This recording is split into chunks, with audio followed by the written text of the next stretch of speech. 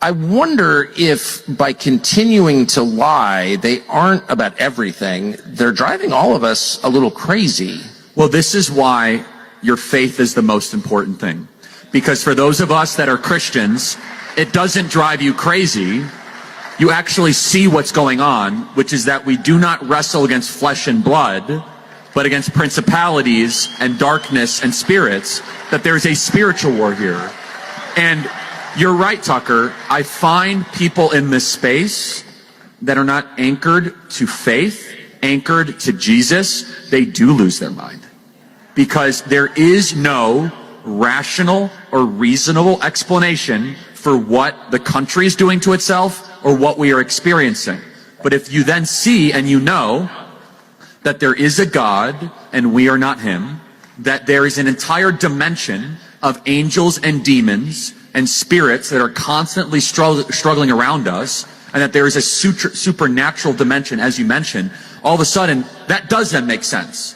It does not make any rational sense to shut down your schools so you could sacrifice the kids so the elderly can live. That makes no sense whatsoever. It makes no sense whatsoever to keep your marijuana dispensaries open and your alcohol shops open, but the church non-essential. Only a demonic enterprise would do such a thing. Only a demonic enterprise would say that Easter and Pentecost are non-essential, but race rioting and burning down a Wendy's is essential activity. And Tucker, you talk about this a lot. For those of us that know the truth, we know that our God is a God of order and distinction.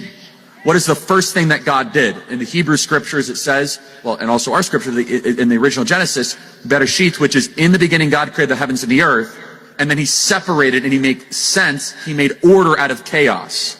Our God is a God of order, and order only comes with distinctions, and distinctions are necessary. Think about all the distinctions that God set up in the first 6 books of Genesis that are currently under attack. The distinction between male and female. The distinction between man and nature. The distinction between the holy and the profane. The distinction between good and evil. The distinction between infant and adult. These distinctions have always been what Western civilization were built upon. But it is Satan's goal to blur and eventually destroy those distinctions. Because those distinctions of which we get order, and if you do not have that order, then you have the closest thing to satanic chaos here.